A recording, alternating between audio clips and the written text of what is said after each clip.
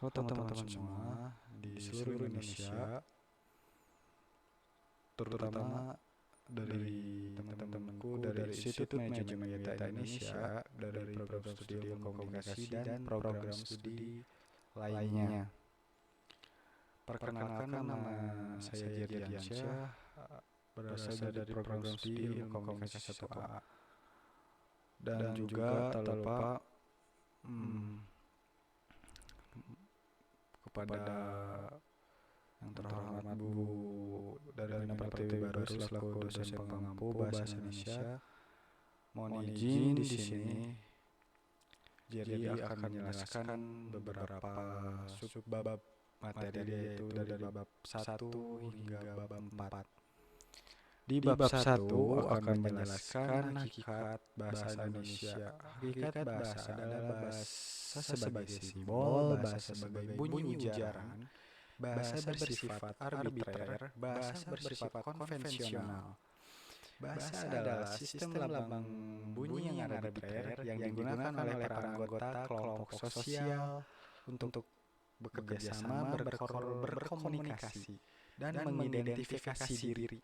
Sejarah bahasa Indonesia berawal dari bahasa Melayu yang disahkan menjadi bahasa persatuan ketika Sumpah Pemuda pada tanggal 28 Oktober 1928. Perkembangan bahasa Indonesia pun didorong oleh kebangkitan nasional. Hingga saat ini bahasa Indonesia menjadi bahasa yang digunakan oleh seluruh rakyat Indonesia. Adapun juga kedudukan fungsi bahasa Indonesia.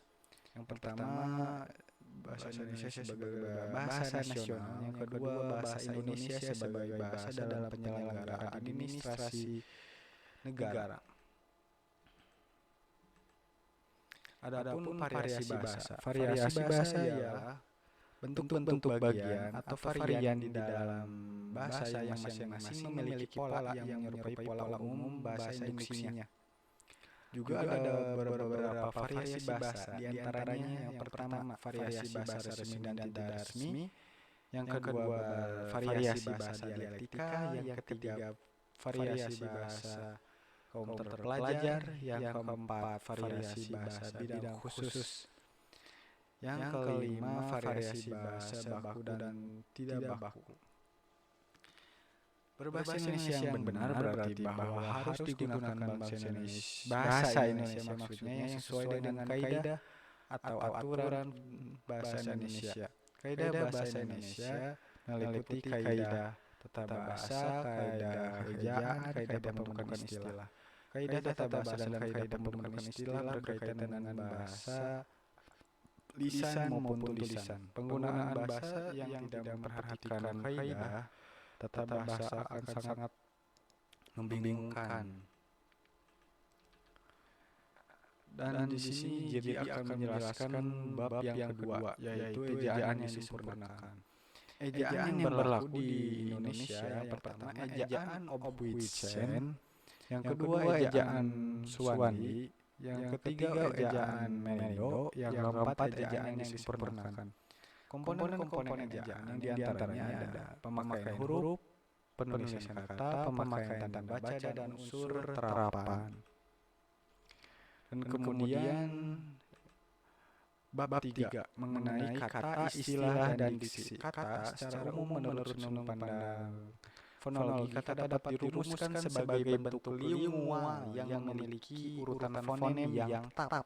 Artinya fonem-fonem yang menjadi unsur pembentuk kata itu tidak dapat dirubah urutannya, baik melalui pengubahan posisi setiap atau sebagian fonem dalam kata maupun dengan penambahan, pengurangan, dan penyisipan atau fonem pada kata tersebut. Adapun sumber kata terdapat 7, yaitu 1 dari bahasa Melayu, yang kedua dari bahasa Rumpun, yang ketiga dari bahasa Sanskerta, yang keempat dari bahasa asing, yang kelima dari bahasa Arab, Tamil, dan Parsi, yang keenam dari bahasa Belanda, Inggris, dan Portugis, yang ketujuh dari bahasa Cina, Latin, dan Italia. Kemudian ada istilah. Istilah dapat diartikan sebagai kata atau golongan kata yang memiliki makna khusus dan penggunaannya terbatas pada ranah kegiatan atau bidang keilmuan tertentu. Istilah itu sifatnya monosemantis. Adapun juga sumber istilah yaitu dari bahasa Melayu, dari bahasa daerah, dan juga dari bahasa asing.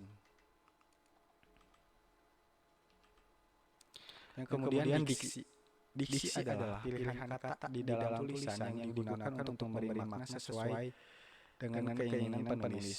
Syarat diksi adalah tepat, benar, dan lazim. Pemilih diksi yang tidak tepat menyebabkan perbedaan makna dan pesan penulis tidak tersampaikan. Selain diksi juga ada sinonim. Sinonim adalah kata yang memiliki makna sama atau mirip dengan kata lain terbentuknya berbeda. Contoh kata besar, agung, akbar adalah tiga kata bersinonim. Namun di antara ketiganya tidak terdapat rasa bahasa yang sama. Kemudian ada idiomatik. Bentuk ungkapan idiomatik merupakan kesatuan utuh dari unsur-unsur berupa kata. Konstruksi ungkapan idiomatik merupakan rangkaian sejumlah kata. Keutuhan konstruksi yang terdiri dari sejumlah kata tersebut menunjukkan sekaligus akan baiknya kemampuan memilih bentuk ungkapan yang akan digunakan dalam berkomunikasi. Contoh kalimat: liburan kami bertepatan bulan puasa. Liburan kami bertepatan dengan bulan puasa. Kata konkret dan abstrak. Kata konkret adalah kata yang acuannya dapat diserap secara empirik. Yang kemudian bab terakhir yaitu mengenai kalimat, itu bab 4 mengenai kalimat. Ada dua hal penting yang berkenaan dengan konsep kalimat, yaitu konstituen dasar dan intonasi final.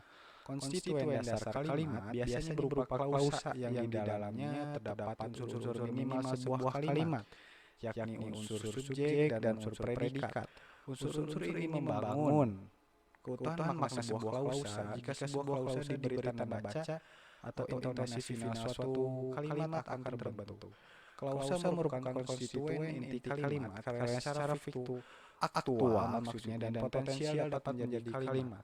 Kalimat lazim definisikan sebagai satuan bahasa yang disusun oleh kata-kata yang memiliki makna yang lengkap. Dalam wujud lisan kalimat diucapkan dengan suara naik turun, keras lembut, di sela jeda, dan diakhiri oleh intonasi final yang diikuti oleh kesenyapan.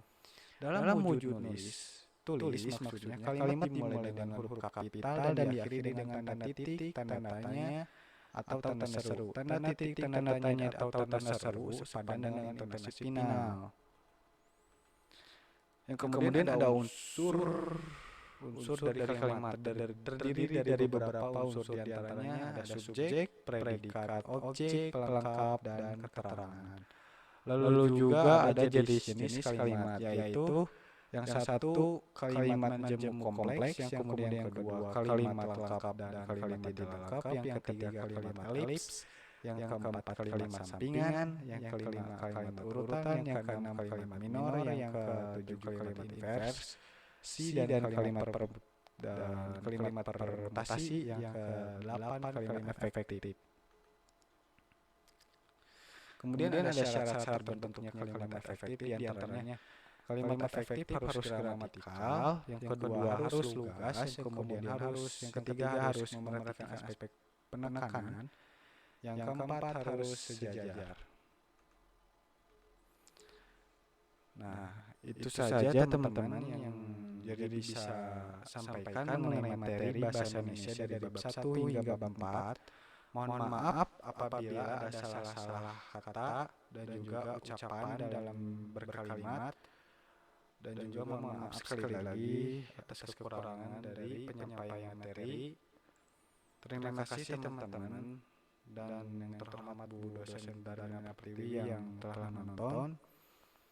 Sekali lagi terima kasih teman-teman atas partisipasinya yang telah menonton video ini. Semoga berharap dari pribadi jadi semoga video ini bermanfaat bagi teman-teman. Dan wassalamualaikum warahmatullahi wabarakatuh. Bye teman-teman.